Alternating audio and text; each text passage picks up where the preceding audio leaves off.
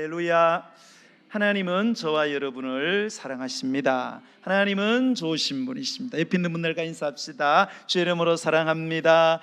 주의 이름으로 축복합니다. 참 잘 오셨습니다. 서로 인사하시고 교제하시기 바랍니다.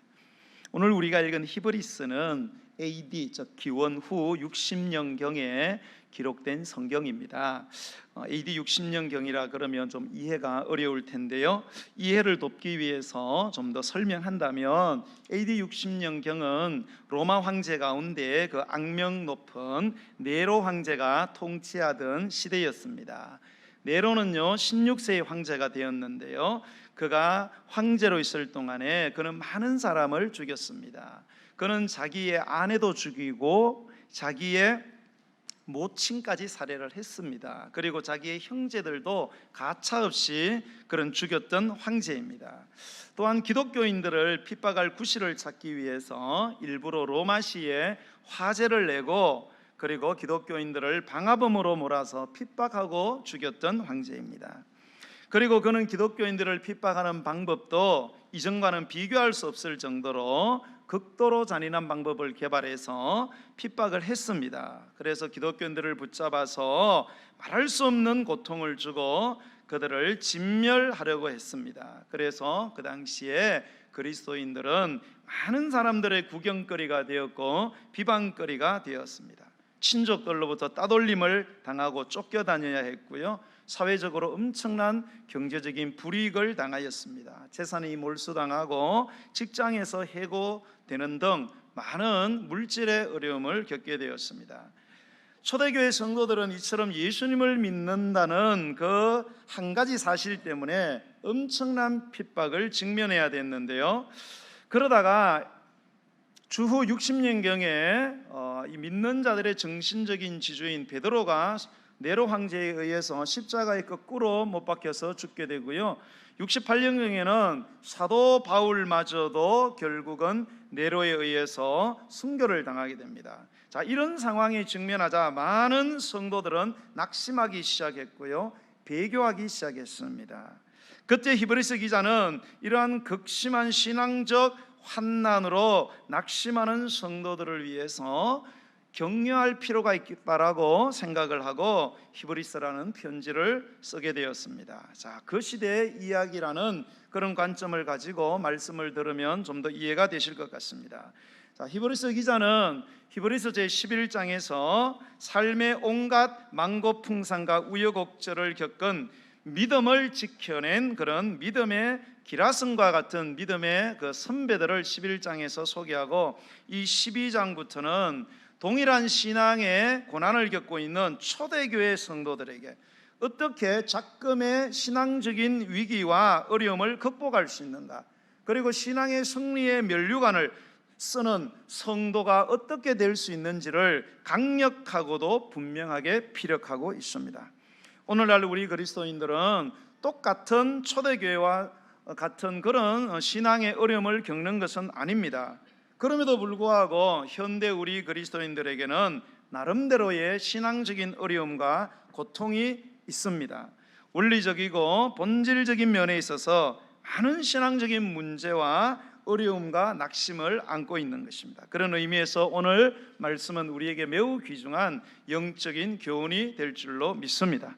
자, 우리가 신앙생활 하다 보면요, 낙심하게 되고 어려움을 겪게 되는데요, 우리가 그럴 때에 믿음의 승리자가 되어야 되지 않겠습니까? 네, 우리가 믿음 생활에서 꼭 승리자가 되어야 되는데, 그러면 어떻게 하면 신앙생활에 이런 낙심과 어려움이 올 때에 승리자가 될 수 있느냐? 자, 1.1핵도 영원히 변치 않고 진실된 하나님의 말씀, 성경은 뭐라고 말씀하시는가? 오늘 그 음성을 듣는 귀한 시간이 되기를 주의 이름으로 축복합니다. 자, 1절 말씀을 한번 읽어보겠습니다. 1절 시작. 이러므로 우리에게 구름같이 둘러싼 허다한 정인들이 있으니 모든 무거운 것과 얽매기 쉬운 죄를 벗어버리고 인내로서 우리 앞에 당한 경주를 하며. 아멘. 자, 우리가 믿음의 승리자가 되려면 첫 번째는 보니까 모든 무거운 것과 얽매이기 쉬운 죄를 벗어버려야 된다, 이렇게 말씀을 하고 있습니다. 자, 히브리서 기자는 환난과 핍박 가운데 신앙생활에서의 그 여정을 그 당시에 벌어지던 그 마라톤 그 경주자 마라토너에 비유하고 있다는 사실에 주목할 필요가 있습니다. 자, 평소의 신앙생활은 어떨지 모르겠지만은 자, 신앙의 어려움이 왔어요.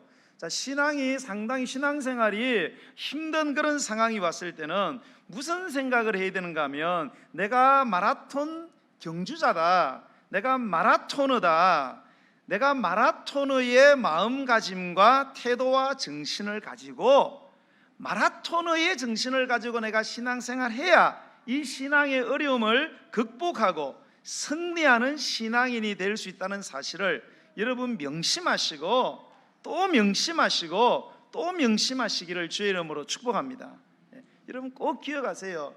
신앙의 어려움들이 올 때에 여러분들이 신앙의 마라토너의 그런 마음가짐으로 내가 신앙생활을 해야 되겠구나 라는 사실을 명심하셔야 합니다.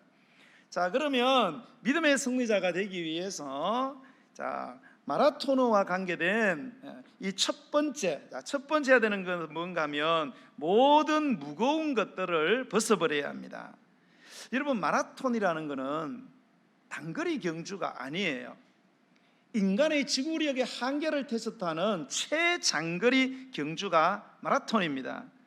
그러므로 이 마라톤은 장거리 경주이기 때문에 달리는 데 방해되는 모든 무거운 것들을 몸에 지니고 달리면 안 됩니다. 그래서 당시에 마라토너들은 거의 벌거벗은 수준으로 달렸다고 합니다.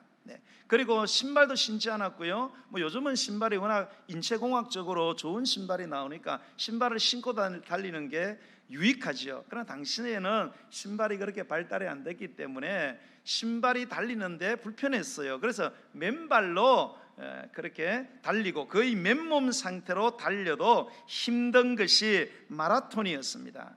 자, 그런데 그런 마라톤을 하면서 여러분 만약에 무거운 물건을 소지하고 달린다 어떤 이유 때문에 그런다면 반드시 중도 탈락할 수밖에 없어요. 탈락을 하지 않는다면 잘못하다가는 중간에 탈진을 하거나 아니면 무거운 물건을 가지고 계속 달리다가는 결국은 심장마비로 죽게 되는 경우도 직면할 수가 있는 것입니다. 자, 그러면 이 마라토너에게 가장 뭡니까? 이 방해가 되는 것은 무엇이겠습니까? 마라토너가 이제 달리는데 42.195를 달리되 가장 방해가 되는 것, 그것은 뭔가 하면은 자, 마라톤에 참가하기로 결정된 사람은 이제 마라톤을 위해서 준비해야 된 가운데 가장 중요한 것이 뭐냐? 그거는 체중을 조절하는 것입니다.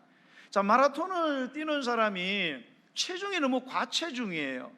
그러면 다른 거를 아무것도 안 가졌다 할지라도 뭡니까? 달리는데 실패할 수밖에 없어요. 제가 원래 육상 선수였어요. 초등학교 때 제가 육상 선수였습니다. 그 달리기를 제가 잘했는데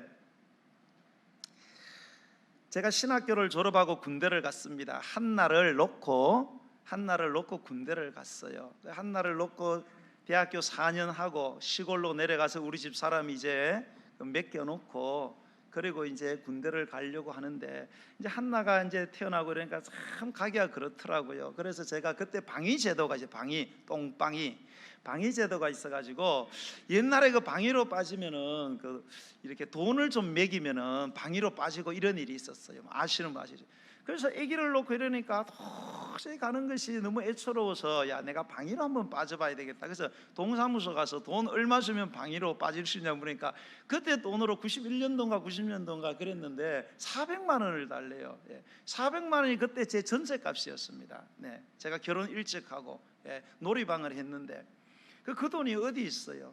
그래서 결국은 군대를 가야 되는데 군대를 안 가려고 어떻게 했는가 하면 제가 알아보니까 그때 제 키가 72인가 그랬는데 지금 줄어들어서 이제 68이 됐어요. 72인가 그랬는데 그때 나이 키 72에 몸무게가 83kg인가 그러면 그 법에 의해서 방위로 빠지도록 돼 있어요. 그래서 제가 살을 찌우기로 작정을 했습니다. 살을. 그래서 제가 한 5개월 나왔는데 하루에 5끼씩 밥을 먹었어요. 새벽에 먹고 아침 먹고 점심 먹고 저녁 먹고, 그리고 중화요리 문 닫을 때 마지막 가가지고 울면을 이벤한 데다가 먹고, 이렇게 5끼를 먹고, 교회에서도 전도사 생활을 했는데요. 네. 그래서 막 교회에서도 이제 막 그 어려운 개척 교회니까 군대 가지 말아라고 그러고, 막 정육점에다가 돈 갖다 놓고 막 먹고 싶을 때 고기 먹으라 그래갖고 어마어마하게 먹고 몸무게를 85kg를 찌웠습니다. 네, 85kg. 근데 살이 어디만 쪘냐? 배만 쪘습니다. 이만큼. 배가 이만큼 쪄가지고, 그래갖고 이제 제가 집을 떠나면서 논산훈련소 가면서 집사람 보고 내가 3일 뒤에 올게, 그리고 떠났습니다. 아이고, 그래 떠나가지고 논산훈련소에 가서 1차 검사를 받지 않습니까? 봤는데 보니까 체중이 너무 많이 나가거든요. 옷이 맞는 게 없어요. 배가 너무 많이 나고, 보통 키에 맞춰서 옷을 주는데 키에 맞게 옷을 주니까 배가 너무 많이 나와갖고 옷이 안 맞아요. 그래서 조개한테도 많이 맞았습니다. 하루 찾아온다고. 그래갖고 1차에서 아이고 너무 몸무게가 많다, 그래서 이제 기다렸다가 2차에 했는데 끌려 들어갔어요. 결국은요. 왜 그런가 하면은 한 3kg 많은 거는 연병장에서 뺑뺑이 돌리면 빠진다 그러더라고요. 그래서 군대에 끌려갔는데 그때부터 고생이 시작되었습니다. 네. 그냥 아침에 일어나면 구보를 하지 않습니까? 구보를 하는데 제가 육상 선수였잖아요. 근데 5개월 만에 갑자기 살을 찌었는데, 이게 달리는데 일개 중대가 한 120명 이렇게 되잖아요. 달리는데 제 마음 같아서는 1등을 할 것 같은데 저는 항상 꼴찌였어요. 배가 덜렁덜렁 이래가지고 도저히 달릴 수가 없는 거예요. 그래서 그냥 군대 가서 엄청나게 고생한 그런 기억이 있습니다. 여러분, 이 마라토너에게 가장 중요한 뭔가 하면 체중 조절을 해야 됩니다. 체중 조절을 하지 않으면 달릴 수가 없어요, 여러분. 그래서 마라토너들은 뭡니까? 일단 참가기로 결정이 되는 순간에 모든 먹는 음식을 다 조절해가지고 최소한의 체중 외에는 더 이상 불리면은 마라톤에 완주할 수도 없고, 그리고 승리할 수도 없는 것입니다. 여러분, 우리 신앙생활도 마찬가지입니다. 우리가 신앙생활을 하다가 신앙의 어려움을 직면할 때가 있습니다. 일단 신앙에 내가 어려움이 왔다는 사인이 일단 오면은 신앙생활에 방해되는 모든 영적인 방해물들을 줄이기 시작해야 됩니다. 사랑하는 성도 여러분, 여러분이 지금 혹시 신앙의 마라톤으로서 흑흑거리고 있지는 않습니까? 영적인 탈진이 일어나고 영적으로 호흡곤란을 겪고 있지는 않습니까? 만약에 여러분들이 영적으로 지금 위험하다는 신호가 온다면 그런 영적인 침체를 몰고 오는 세상의 무거운 모든 것들을 여러분 버리셔야 합니다. 무슨 말인가 하면 여러분의 삶을 줄여야 된다는 거예요. 즉 절제를 해야 된다는 거예요. 여러분의 삶을 평소와는 달리 단순화시키라는 거예요. 여러분의 삶을 단순화시키지 않으면 여러분의 이 영적인 침체를 이겨낼 수 없습니다. 그러므로 여러분이 평소보다 여러분의 은행 심사를 단순화시켜야 되고요, 할 말도 좀 적게 해야 돼요. 인간관계도 절제해야 됩니다. 만나고 싶은 사람 다 만나면 안 돼요. 보고 싶은 거 다 보시면 안 됩니다. 먹고 싶은 거를 다 먹어서도 안 돼요. 여러분의 삶의 전 영역에 있어서 본질적이고 꼭 필요한 것들 외에는 전부 다 절제해야 됩니다. 하고 싶은 것들을 다 하면서는 영적인 비만자가 되어서 영적 마라톤으로서 낙오하고 만다는 것입니다. 그러므로 여러분, 이 모든 무거운 것들이라는 것은 반드시 죄라고 말할 수는 없지만 어떤 상황에서는 우리의 신앙생활을 방해할 수 있는 것들을 말합니다. 여기에 대한 절제력을 가져야 된다는 거예요. 그래서 특별히 우리 성도들은 그 세상의 즐거움에 대한 이 절제력을 가져야 됩니다. 여러분, 우리가 세상이 주는 즐거움이 모두 다 전부가 나쁜 건 아니에요. 세상에서 우리가 누릴 수 있는 즐거움들도 잘만 선용하면 그것을 통해서 휴식도 취하고 심신의 활력을 얻는 좋은 것들입니다. 그러나 여러분, 세상의 즐거움이 때로는 우리에게 유익하다 할지라도 신앙생활에 지장을 초래할 정도로 거기에 몰두하게 되면은 신앙생활에 어려움을 겪게 된다는 사실을 여러분 기억을 하셔야 돼요. 그래서 여러분, 뭐 어떤 집에는 보면 막 예수님을 아주 막 너무 열심히 믿는 집안에 가보면 TV를 다 없애는 집안이 있어요. 그 TV가 마귀박스라 그래가지고 그 TV를 다 없애고, 그거 나쁜 건 아니에요. 예. 근데 이제 본인 집에 TV 없애고 그다음에 이제 김집 사는 집에 같은 건 TV 있어요. 그러니까 지금 마귀 박스를 빨리 막 없애라고 막 안 없애면 안 된다고 막 강요하시는 분들이 있는데 그럴 필요까지는 없어요, 여러분. 네, 여러분 뭐 TV 없애는 게 나쁘지 않고 있는 것도 나쁘지 않습니다. 예. 그러나 너무 과도하게 TV 드라마에 빠진다든지 오락프로그램에 빠진다든지, 자, 여행 가는 거 좋습니다. 네. 레저 문화, 스포츠 다 좋습니다. 그러나 거기 너무 빠지게 되면, 너무 몰두하게 되면 신앙생활에 어려움이 온다는 사실을 여러분이 기억하셔야 돼요. 예. 뭐 요즘은 이제 많이 스포츠화 됐는데요, 그 당구가, 제가 다닐 때에도 당구는 좀 노는 애들이 치는 게 당구였어요. 예. 그래서 저는 뭐 당구 못 칩니다. 50이 제 실력인데요, 제가 목사 돼서 당구 배우려고 노력 많이 해봤는데 당구는 진짜 어렵더라고요. 뭐 목사는 당구 치면 돼요, 안 돼요? 대답 좀 해봐요. 목사는 당구 치면 돼요, 안 돼요? 제 친구한테 왼손으로 당구 500 치는 친구가 있어요. 왼손으로. 오른손 얼마 잘 치겠어요? 전국을 다니면서 옛날에 돈을 많이 벌던 아이였어요. 친구인데 돈을 많이 벌니까 옆에 보디가드 애들 데리고 다니고 막 그랬는데,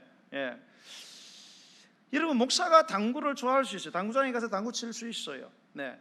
그러나 목사가 이렇게 설교를 하는데 앉아있는 교인들의 머리가 전부 당구알로 보이기 시작합니다.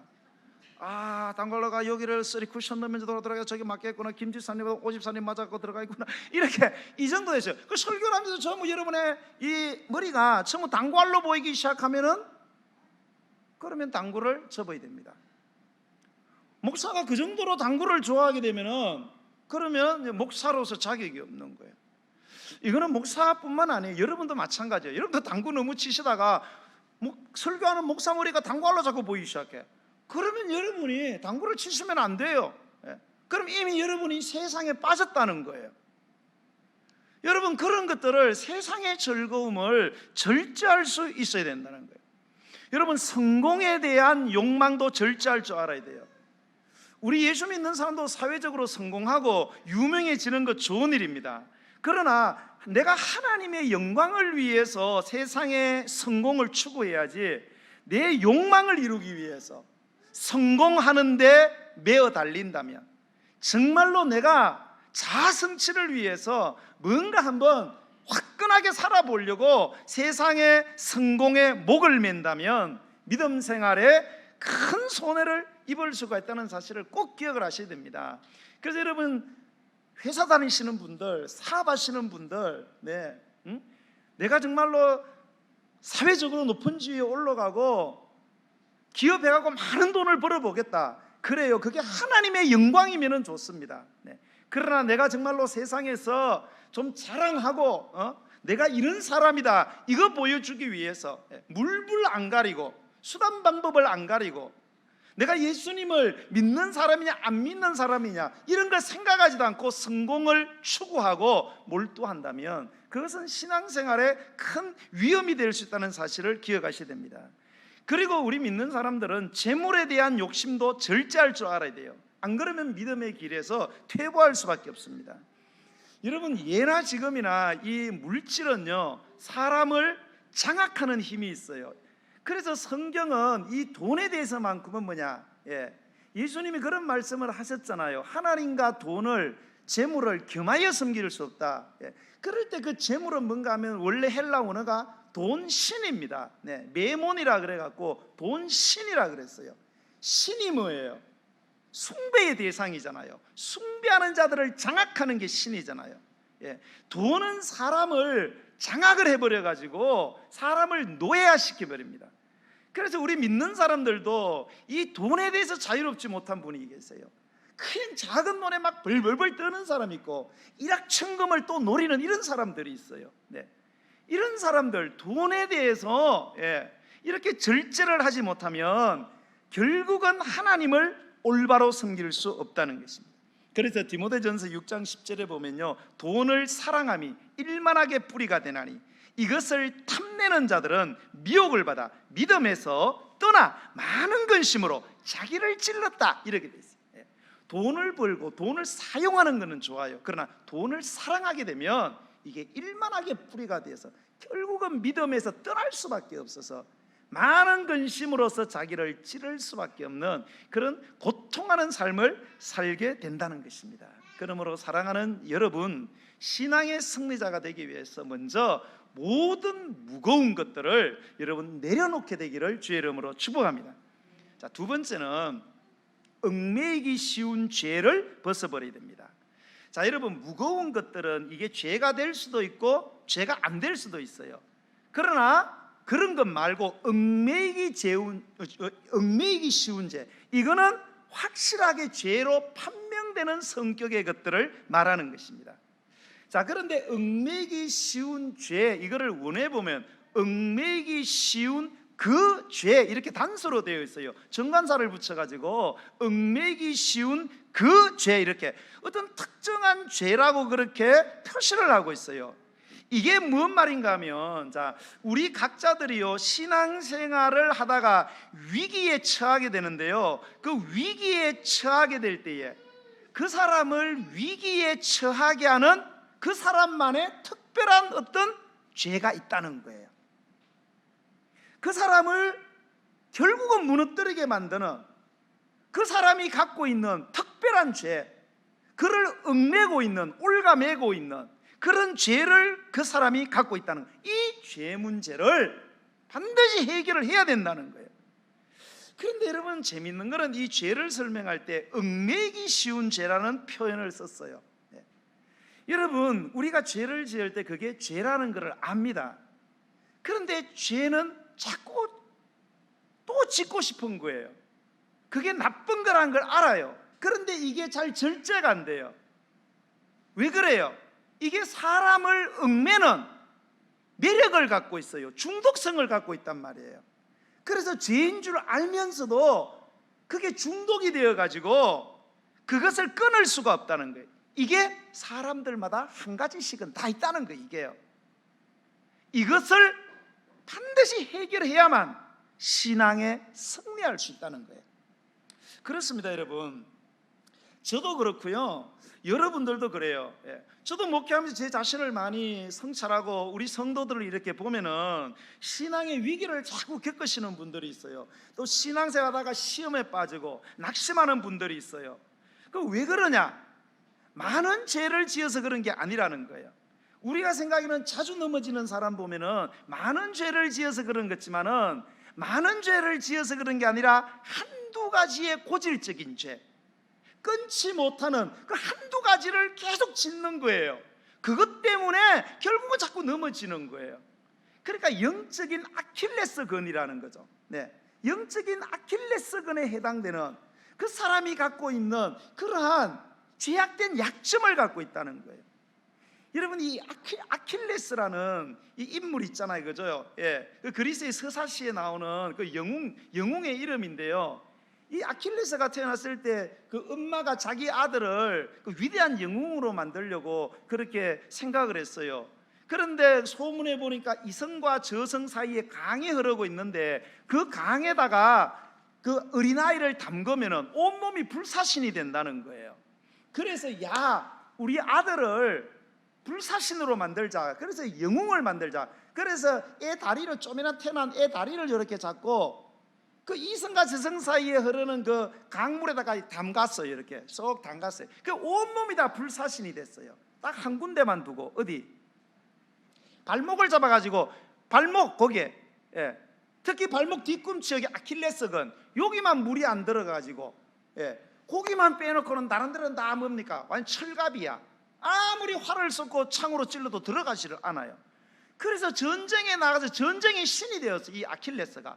그런데 어느 날 사람들이 이 아킬레스의 약점을 알은 거예요. 어디? 뒤꿈치, 발목 뒤꿈치가 고기가 약점인 걸 알고 고기다 대고 독화살을 쐈어요. 독화살을 쏴가지고 거기에 그만 그대로 화살이 박혀가지고 그래서 죽었다는 이야기가 있어요. 그래서 이 아킬레스건이라는 것이 강자의 치명적인 약점이라고 그렇게 비유가 되는 것입니다. 여러분, 이런 우리 믿는 사람에게, 우리 사람들에게 아킬레스건에 해당되는 이 약점, 영적인 약점, 죄를 자꾸 짓게 만드는 이거를 잘 관찰하고 이거를 단속하지 않으면 신앙에 절대 승리할 수가 없다는 거예요. 아무리 주의를 지키고 아무리 11조 생활하고 소용없어요. 그 한 방에 다 날아간다는 거예요. 여러분 삼손을 아시잖아요. 삼손은 인류 역사상 하나님으로부터 가장 강력한 완력을 가졌어요. 힘이 가장 셌단 말입니다. 그래서 삼손을 당해낼 자가 없어요. 근데 삼손에게 치명적인 약점이 있었습니다. 그게 뭐예요? 예? 뭐라고요? 머리털. 네. 그렇게 대답할 줄 알았어요. 그럼 내가 안 물었죠. 삼손은 머리를 깎으면요 힘을 잃게 돼 있어요. 삼손의 유일한 아킬레스건이 머리털이라고 생각했는데 머리털이 아니에요, 여러분. 머리털 안 잘리면 되잖아요. 삼손의 치명적인, 본질적으로 치명적인 약점은 이 머리털이 아니고 뭔가 하면 삼손이는 두 가지의 영적인 약점을 갖고 있어요. 첫 번째 뭔가 하면 하나님의 말씀에 불순종하는 습관을 갖고 있었습니다, 이 사람이. 또 하나는 뭔가 하면 육체의 욕망을 절제하지 못하는 약점을 갖고 있었어요.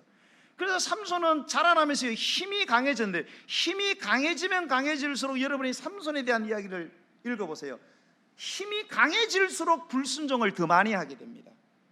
그래서 하나님이 시키는 거는 전부 다 하지 않아요, 삼손이요.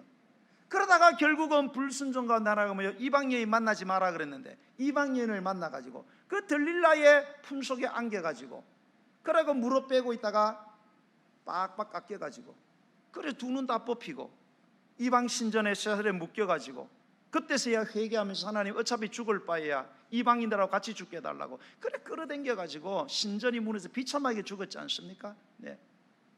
여러분 노아를 보세요. 노아는 당대의 의인이라 그랬어요. 네. 노아 홍수에서 살아남았습니다. 그러나 그에게도 약점이 있었어요. 노아의 약점이 뭐예요? 노아가 여러분 홍수를 겪으면서 굉장한 스트레스를 받았을 거예요. 왜요? 너무나 많은 사람들이 죽어가는 것을 눈으로 목격했기 때문에 스트레스가 엄청났을 거예요.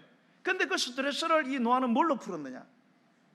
집에 가가지고 소주 한 잔씩 해가지고 이렇게 해서 먹었단 말이에요. 그 몇 잔 먹고 끝냈으면 됐는데 이게 먹다 보니까 나중에 막 술병을 가지고 막 들어마시기 시작했습니다. 그 술을 먹으면 몸이 뜨거워지나 봐요. 네, 지금 술을 안 드셔갖고 잘 모르시네. 이 술을 너무 많이 해서 몸이 뜨거워갖고 옷을 다 벗어긴 거예요. 팬티까지 다 내려갖고 본전 다 보이고 막 이래 잔 거예요. 그 당시로 노하다 그러면은 네, 어떠냐? 최고의 영적 지도자. 예, 지금 말하면 가장 훌륭한 목사님. 우리 아버지가 가장 훌륭한 목사님인데 막 술을 먹고 갑자기 막 홀딱 다 벗고 본전 다 보여주는 거예요. 그러니까 세 아들 가운데 한 아들이 보고 야, 저기 우리 아버지 목사가 말이야, 저기 목사 같지 않는 목사가 저럴 수가 있냐? 그래서 나가서 사람들에게 다 이야기를 했어요. 수치를 줬습니다. 나중에 일어나서 뭡니까? 술이 좀 덜 깼나 봐요, 노아가. 그냥 일어나가지고 그 사실을 깨닫고 자기 아들의 자손을 저주해 버렸습니다. 예. 그 저주한 자손이 우리가 역사적으로 아프리카의 흑인들이라고 보고 있잖아요. 함의 자손들. 예. 그가 그 영적인 약점을 그 술을 마시는 그 습관을 그가 끊지를 못해가지고 여러분 모세를 보세요. 모세가 얼마나 훌륭한 민족의 지도자입니까? 그가 이스라엘 백성을 40년 동안 광야를 잘 인도했습니다. 그러나 안타깝게도 뭡니까? 가나안 땅에 들어가지는 못했어요. 그가 왜 못 들어갔습니까? 그가 딱 한 가지 약점이 있어요. 그게 뭐예요? 욱하는 성격이 있어요. 감정을 절제 못하는 거예요. 네. 하나님께서 반석을 명하여 물을 내라 그랬는데 이스라엘 백성들이 너무 원망하니까 내가 언제까지 너희들에게 부모 노릇해야 되느냐? 도저히 못 참겠다. 참을 만큼 참았다. 그러면서 뭡니까? 명하여 물을 내는데 지팡이를 가지고 반석을 냅다 2번 때렸습니다. 네. 반석은 여러분 예수 그리스도이지 않습니까? 어떤 의미에서. 네. 그래서 하나님의 뭡니까? 성품을 가리는 하나님께 수치를 줬기 때문에 그가 욱하는 성격, 감정 절제를 못함으로써 결국은 약속의 땅을 바라만 보고 들어가지는 못했어요. 여러분 다윗이 어떤 사람이에요? 이 사람은 새벽을 깨우는 사람이에요. 시편에 보면 이 사람은 늘 새벽에 기도하는 사람이었고 찬양의 사람이었어요. 하나님의 마음에 합한 사람이었어요. 그런데 이 다윗이 한 가지 약점을 갖고 있어요. 그게 뭐예요? 육신의 정욕을, 성적인 정욕을 뭡니까? 절제를 못한 거예요. 그래서 여러분 전쟁할 때가 나서 전쟁이나 하지, 부하들은 다 전쟁에 내보내고 자기는 옥상에 가서 이렇게 보다가 아이고 높은 데서 알아보니까 아랫집에 있는 어떤 여자가 훌떡 벗고 거기서 목욕을 하는 거예요. 또 왜 그 여자는 또 밖에서 목욕을 해? 안에 들어가서 목욕하지. 그래 그거를 자꾸 이렇게 보다가만 빠져가지고, 그래서 결국은 그가 하나님 앞에 범죄를 하게 되고 그의 자식들이 피비린내 나는 싸움을 하게 되는 그런 동기부여를 하게 된 것이 바로 다윗이 자기의 그런 영적인 아킬레스건을 단속을 못했기 때문에 그런 일이 일어난 것입니다. 사랑하는 성도 여러분, 사람들에게는 저마다 이런 얽매이기 쉬운 중독성을 가진 죄를 갖고 있다는 것입니다. 이 문제를 여러분 해결을 하셔야 신앙의 방향이 끝나고요, 신앙의 열매가 맺히는 줄로 믿으시기를 바랍니다. 여러분 오늘 꼭 생각하세요. 내가 잘 넘어지는 그 영적인 죄악이 나를 얽매이기 쉬운 그런 죄가 무엇인지를 여러분이 생각하셔야 됩니다. 그런데 여러분 그 죄가요, 우리는 또 막 큰 죄만 생각해, 뭐 살인하고 뭐 간음하고 이런 것만 생각하는데 여러분 그렇잖아요. 여러분 죄가 크냐 작으냐는 그렇게 중요하지 않습니다. 죄는 크든 작든 우리를 한 방에 날려버릴 수 있어요. 그래서 제가 그런 이야기 하잖아요. 돌은요 바위를 던져도 가라앉고요 모래알을 던져도 가라앉습니다. 가라앉는 건 똑같아요. 여러분 죄가 크든지 작든지 내 인생을 망치는 것은 똑같습니다. 여러분 그렇기 때문에 얽매이기 쉬운 나의 죄가 크든 작든 조심해야 돼요. 그러니까 작은 죄라도 내가 거기에 습관성을 갖고 있다면 반드시 그것 때문에 언젠가는 어려움이 올 수 있다는 사실을 꼭 기억하셔야 돼요. 그런 이야기가 있잖아요. 마라토너가 42.195를 불과 얼마 남겨놓고 다리를 부여잡고 포기를 해버렸어요. 그리고 일어나지를 못하더래요. 그러니까 따라오던 기자들이 가가지고 당신 왜 이제 얼마 안 남았는데 왜 포기를 했느냐, 중간에 호흡 조절을 실패했느냐, 오다가 그 언덕배기에서 완급 조절을 잘못했느냐, 도대체 아니면은 날이 너무 더우냐, 왜 포기하냐, 1등인데. 그런 게 아니라고. 그럼 왜 여기서 포기하냐고. 그러니까 운동화를 벗으면서 톡톡 터는데 모래알이 하나 똑 떨어지더래요. 내가 중간 지점을 도는 순간에 내 운동화로 모래알이 하나 쏙 들어오더래요.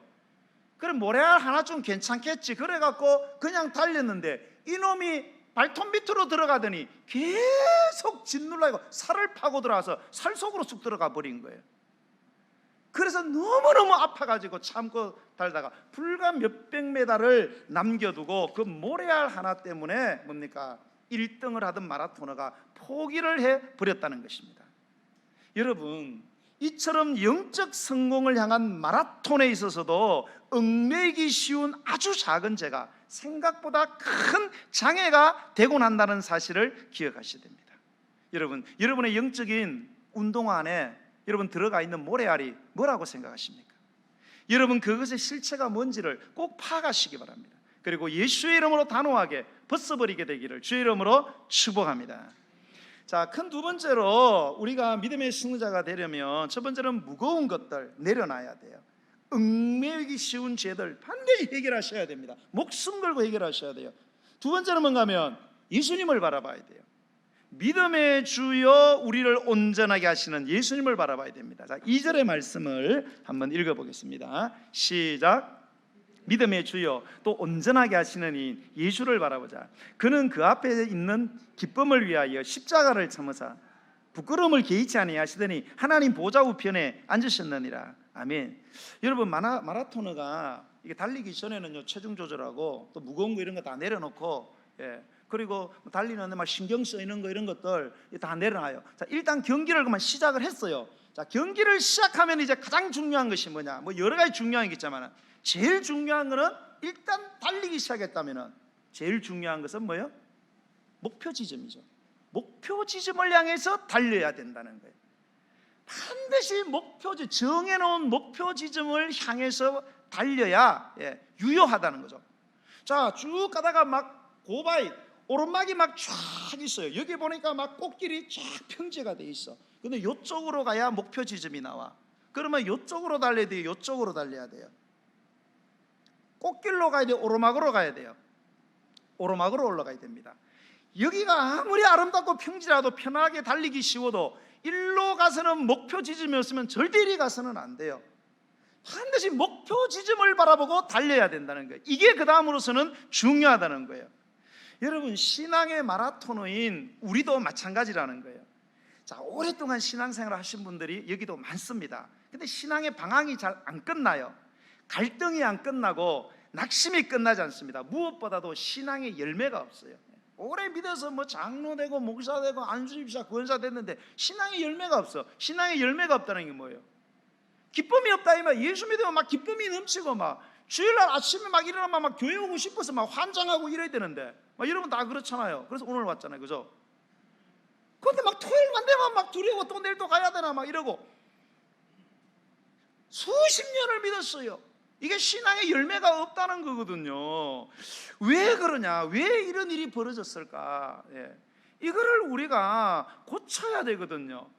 왜 그렇게 오랫동안 신앙생활하는데 신앙의 방황은 끝나지 않고 신앙의 열매는 맺히지 않는가? 그것은 볼 것을 안 보고 안 볼 것을 보았기 때문에 그렇다. 즉, 볼 것을 봐야 되고 안 볼 것은 안 봐야 되는데 이거를 반대로 했다는 것입니다. 무슨 말인가 하면 우리는 신앙이 뭐예요? 바라본다는 거잖아요. 믿음을 가지고 우러볼 앙자잖아요. 우러러보는 거잖아요, 그죠? 우리는 누구를 우러러보는 겁니까? 예수님을 믿는 거잖아요. 예수님을 바라보는 게 믿음이잖아요. 우리는 믿음의 주요, 믿음을 온전케 하시는 예수님을 바라봐야 된다는 거예요. 믿음의 주라는 거는 창시자다 그런 뜻이에요. 그러니까 우리에게 믿음을 주신 분은 누군가 하면 예수님이세요. 그리고 그 믿음을 온전하게 하시는 분, 믿음을 완성시키는 분도 예수님이세요. 예수님은 믿음의 알파요, 믿음의 오메가입니다. 무슨 말이냐? 믿음의 대가다 이 말입니다. 우리 믿음 생활의 프로 중에 프로가 누구냐? 우리 예수님이세요. 그래서 우리는 예수님을 보면서 신앙생활을 해야 된다는 거예요.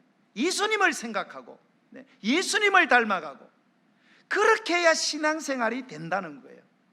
여러분, 여기서 바라본다는 헬라어 아포라오는 눈길을 끄는 것들이 많이 있는데 그거를 바라보지 말고 의도적으로 볼 것을 본다 그런 뜻이에요. 바라보라는 것은 바라보지 말아야 될 것들이 자꾸 눈길을 끄는 거예요. 근데 그리 눈 돌리지 말고 의지를 가지고 내가 바라볼 것에 대해서 의도적으로 시선을 고정을 하라는 거예요. 그것만 바라봐야 된다. 다른 거를 바라보면 안 된다는 거예요. 신앙생활할 때 예수님만 바라봐야 된다는 거예요. 여러분, 그 피겨 스케이팅이라든지 무용수들 보면 이렇게 뺑글뺑글 많이 돌잖아요, 그죠? 피겨 스케이팅 막 3바퀴 반, 막 4바퀴 막 이렇게 돌아 쫙 막 신기하잖아요. 무용수들 보면 막 발레 막 팍팍팍 도는데 저와 여러분 같으면 벌써 쓰러지는데 안 쓰러지잖아요. 이야, 신기하다. 저렇게 돌면 의지로워서 쓰러질 텐데 왜 안 쓰러질까? 그 훈련을 시킨대요. 이게 회전하는 이 운동선수들 2가지 법칙이 있대요. 첫 번째, 돌면서 절대 눈을 감지 마라 이렇게 가르친대요. 돌 때에 반드시 눈을 크게 뜨라는 거예요. 두 번째, 돌면서 어느 한 물체를 지정하고 그거를 반드시 바라보라는 거예요. 움직이지 않는 물체를 하나 딱 바라보고 돌면서 눈을 뜨고 그거를 계속 보라는 거예요. 돌면서 보고 그거를, 그래야 어지러움증을 이겨내서 넘어지지 않는다는 거예요. 그런 식으로 하나에 완전히 집중을 해야 쓰러지지 않는다는 거예요. 여러분, 신앙생활도 마찬가지입니다. 여러분, 오직 예수님만 바라보시기 바랍니다. 우리 믿음의 시작이요, 믿음의 완성자가 되시는 예수님을 바라보는 것이 신앙생활인 것입니다. 여러분, 베드로 보세요. 풍랑 가운데 예수님만 바라봤을 때는 그가 물 위를 담대하게 걸었어요. 그러나 풍랑과 바다를 바라보았을 때는 그는 두려움에 사로잡혀가지고 결국은 바다에 빠지고 말았지 않습니까? 사랑하는 성도 여러분, 현실의 문제를요 우리가 파악하기 위해서는 잠시 바라볼 수 있습니다. 그러나 우리가 살아가면서 자꾸 현실을 바라보면 안 돼요. 현실의 문제를 바라보면 안 된다는 거예요. 또 여러분, 우리가 신앙생활 하면서 사람 바라보면 신앙생활 할 수 없어요. 여러분, 사람 바라보는 것 첫 번째, 나를 바라봐서는 안 돼요. 내가 신앙생활하는 내 모습을 보면 안 됩니다. 나는 왜 이 모양일까? 나는 왜 이것밖에 안 될까? 이래 갖고는 신앙생활을 못해요. 여러분, 신앙은 예수님을 바라보는 거예요. 그리고 여러분, 신앙생활에 다른 사람 바라보지 마세요. 다른 사람을 바라보시면 안 됩니다. 특별히 이렇게 우리 신앙생활 하신 분들 가운데 그 상처받는 분들, 사람에게 상처를 많이 받아요. 사람 누구? 교회 다니는 사람, 교회 다니는 사람 가운데 누구? 믿음 좋다는 사람, 믿음 좋다는 사람을 자꾸 바라보는 사람이 있어요. 예. 여러분들은 저를 바라보지 마세요. 여러분, 아멘 하세요. 여러분이 아무리 훌륭한 목회자를 바라보면 안 됩니다. 목회자를 믿는다든지 목회자를 의지한다든지 그러면 안 돼요.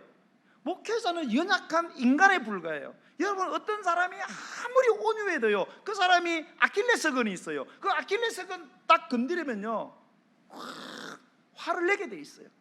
그러니까 사람들이 상처를 받는 거예요. 여러분 사람 바라보지 마시기 바랍니다. 여러분 오직 예수님만 바라보시기 바랍니다. 앞에 있는 기쁨을 위해서 십자가까지 참으신, 모든 부끄러움을 개의치 아니하시더니 결국은 하나님 보좌 우편에 앉으신 믿음의 승리자 되신 예수님만 바라보세요. 예수님만 생각하시고 예수님만 따라가세요. 가장 좋은 신앙생활은요, 예수님을 닮는 거예요. 할렐루야. 다른 거 없어요. 중국에 나라 가운데 제나라가 있었대요. 제나라에 한 도둑이 있었는데 이 도둑은 대낮에 주로 금을 훔친대요. 어느 날 이 도둑이 대낮에 금방에 들어가서 훔치다가 드디어 걸렸어요. 그때 그 날은 막 대낮에 사람들이 금방에 많았는데 사람이 많음에도 불구하고 금방에서 금을 훔치고 나가더래요. 그래가지고 잡혔대요. 그래 관원이 하도 이상해서, 너는 사람 많은 대낮에 그렇게 어떻게 금을 훔치냐. 그러니까 이 도둑이 유명한 말을 했대요. 나는 대낮에 사람들이 아무리 많아도 금방에서는 금밖에 안 보인다 그러더래요. 이 도둑은 금밖에 안 보여요. 사람은 안 보인대요. 금만 보이니까 금 도둑질을 했다는 것입니다. 사랑하는 성도 여러분, 무슨 말인가 하면 여러분, 우리가 신앙의 승리자가 되어야 되지 않겠어요? 여러분, 우리가 신앙의 승리자가 되려면 예수님께 시선을 고정해야 돼요. 예수님만 보는 훈련이 필요합니다. 예수님만 생각하는 훈련이 되어야 돼요. 어떤 상황에도 예수님을 생각해야 돼요. 예수님만 보여야 돼요. 그 도둑이 금만 보이는 것처럼 우리는 어떤 상황에도 예수님만 보이고 예수님의 말씀만 보이고 예수님의 하신 일만 생각나고, 할렐루야, 그래야 신앙생활이 된다 이 말입니다. 여러분, 어떤 목사님이 교회에다가 1,500명 청중을 모아놓고요, 그 사람들이 그렇게 질문했대요. 여러분 교회에 대한, 기독교에 대한 생각에 대해서 한번 이야기를 한번 해보십시오. 뭐 안 좋은 부정적인 말을 해도 좋습니다. 교회에 대한 그 생각들을 여러분이 자유롭게 해보라고. 그러니까 거의 대부분 부정적인 이야기를 하더래요. 교회 다니는 사람들은 위선자입니다. 말과 행동이 맞지 않습니다. 목사는 소명대로 살지 않습니다. 교회 안에 좋은 사람보다 나쁜 사람이 훨씬 더 많습니다. 전부 다 이렇게 교회 안에 있는 잘못된 사람들의 잘못된 행동에 대해서 전부 다 이야기를 하더래요. 그래서 목사님이 이런 대답을 했대요. 알겠습니다. 여러분이 말한 게 전부 다 사실입니다. 신자들은 위선자일 수 있습니다. 목사도 소명대로 살지 않을 수 있습니다. 그런데 제가 여러분들의 말을 듣고 솔직히 한 가지 느낀 점이 뭔가 하면, 여러분들은 교회에 대해서 이야기하는데 전부 교회 다니는 잘못된 사람들, 교회 다니는 사람들의 잘못된 모습에 대해서만 이야기하고, 교회에 대해서 이야기할 때 교회의 머리 대신 예수님에 대한 이야기는 왜 한마디도 이야기를 하지 않습니까? 이런 말씀을 했다는 거예요. 자, 여러분, 이게 무슨 말인가 하면, 여러분이 신앙생활을 하시면서 왜 자꾸 믿음에 넘어지는가 하면은, 여러분들이 신앙생활하면서 이 교회 안에서 예수님을 발견하고 예수님의 말씀을 찾고 예수님 이야기를 하고 예수님에 대해서 서로 나누어야 되는데, 교인들이 교회 모여서 예수님 이야기 안 한다는 거예요. 그럼 누구 이야기 합니까? 남편 이야기, 오집사 얘기, 권집사 이야기, 김집사 이야기, 김새는 김집사, 오직이 기분 나쁜 오집사, 박특이한 박집사, 이런 이야기, 사람 이야기, 사람의 잘못된 교회 안에서 교회에 왔으면 예수님 이야기하고 예수님이 우리를 위하여 행하신 일들을 이야기하고 예수님께 감사하고, 그러면은 신앙생활의 승리자가 될 수 있는데, 많은 사람들이 교회 안에서 예수님에 대하여 이야기하지 않고 사람에 대해서, 사람 바라보고 이야기하더라는 거예요. 그래서 시험에 들더라는 것입니다. 사랑하는 성도 여러분, 교회 안에서 예수님 이야기만 하십시오. 교회 안에서 예수님을 발견하시고 예수님이 우리를 위하여 행하신 일을 서로 나누시기 바랍니다. 그렇게 예수님만 바라보게 될 때에 믿음의 승리자가 될 줄로 믿습니다. 다시 한번 여러분 신앙생활의 초점을, 시선을 주님께 고정하시고 여러분 예수님만 바라봄으로써 복된 삶을 살아가는 믿음의 승리자가 다 되시기를 주 이름으로 간절히 축복합니다.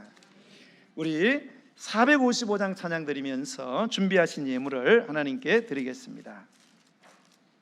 주님의 마음을 본받는 자, 그 마음에 평강이 찾아오죠.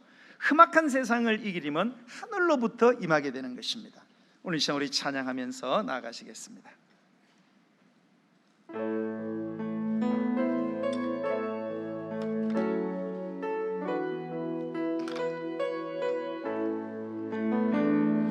주님의 마음을 본받는 자, 그 마음에 평강이 찾아오면 험악한 세상을 이길 힘에 하늘로부터 임함이로다.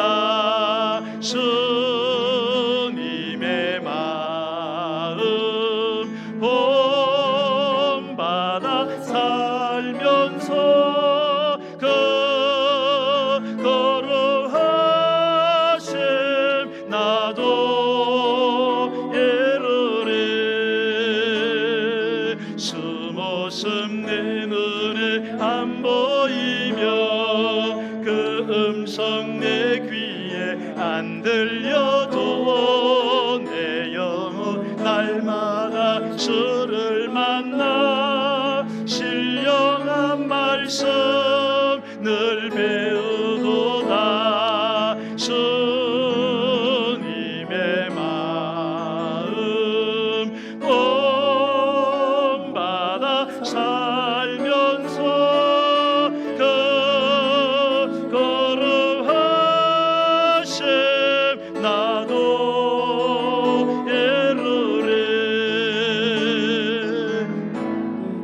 거칠고 험하여도 내 맘에 불평이 없어짐함이 십자가 고난을 이겨내신 주님의 마음 본받음이라.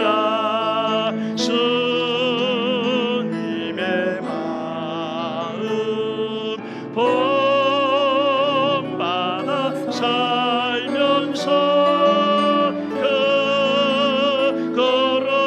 거룩하심 나도 예르리.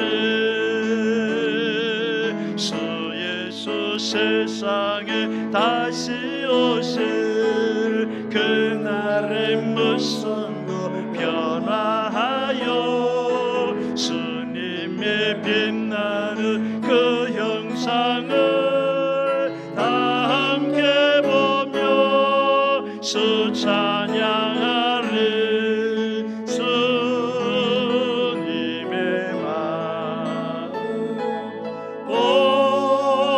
본받아 살면서 거룩하심 나도 예르리. 오늘 이 시간 우리 기도하기 원합니다. 하나님 아버지, 우리가 믿음의 패배자가 아니라 믿음의 승리자가 되기 원합니다. 믿음 생활하면서 방황하고 고통하고 낙심하고 날마다 신앙에 노란불 빨간불이 켜지는 것이 아니라 신앙의 파란불이 켜지기 원합니다. 신앙의 승리자가 되어서 하나님께 영광 올려드리고 믿음의 능력을 맛보고 또 다른 사람에게 내가 믿는 예수를 증거하는 그런 경건의 능력자, 하나님의 축복자가 되기 원합니다. 하나님 아버지, 내가 신앙의 마라톤으로서 지금 내가 갖고 있는 내려놓아야 될 세상의 그런 무거운 것들이 무엇입니까? 얽매이기 쉬운 죄가 무엇입니까? 하나님 아버지, 오늘 이 시간 믿음으로 결단하고 내려놓게 하여 주옵소서. 그것이 언젠가는 우리의 신앙을 파멸시키고 있다는 사실을 명심하고 오늘 이 시간 하나님 성령의 능력으로 그것을 내려놓게 하시고 오직 믿음의 주여 믿음을 온전케 하시는 예수님만 바라보고 예수님만 의지하고 예수님만 생각하면서 모든 위험을 이겨내고 위기를 극복하고 승리자가 반드시 되게 해달라고 오늘 우리 주의 이름 부르고 기도하겠습니다. 주여 할렐루야. 지금도 살아계신 아버지 하나님, 오늘도 우리에게 험한 세상에서 믿음의 사람이 되게 하여 주셨습니다. 우리의 믿음의 주여, 믿음을 온전하게 하시는 우리 주 예수여, 오늘 우리가 당신의 뒤를 아버지 밟아서 당신의 뒤를 따라가기를 원합니다. 믿음의 승리자가 되기 원합니다. 십자가를 참아내시고 결국 나는 보좌 우편에 앉으신 믿음의 승리자 되신 주님을 우리가 닮기 원합니다. 아버지 하나님이여, 이 믿음의 경주에서 우리의 경주를 지치게 만드는 모든 세상이 주는 즐거움들, 모든 세상의 것들이 아버지 하나님이여 우리를 얽매이게 할 때에, 우리의 신앙을 방해하게 될 때에 하나님이여 절제하고 내려놓을 수 있는 결단하게 하시고, 무엇보다 하나님이여 우리를 죄악으로 치닫게 하는 치명적인 우리의 영적인 약점들로부터 하나님이여 우리를 보호하여 주옵소서.